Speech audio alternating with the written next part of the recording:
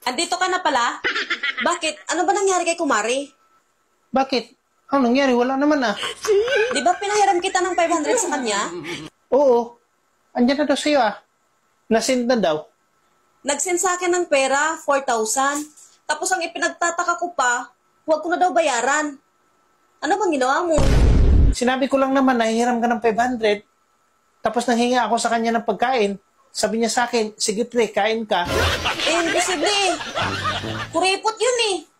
Pero bakit ibibigay niya lang ang 4,000? Pagkatapos ko kasi nanghiram sa kanya ng 500, nanghinga ako sa kanya ng pagkain. Naalala ko yung sinabi mo na pag nanghinga ako ng pagkain, kung ano lang nakain sa lamisa, yun lang yung kainin ko. Pagpunta ko sa lamisa, siya lang yung nakita ko. Kaya siya yung kinain ko. Nakakahiya naman kasi pag namimili pa ako ng pagkain, di ba? Kasi nakikikain na nga lang.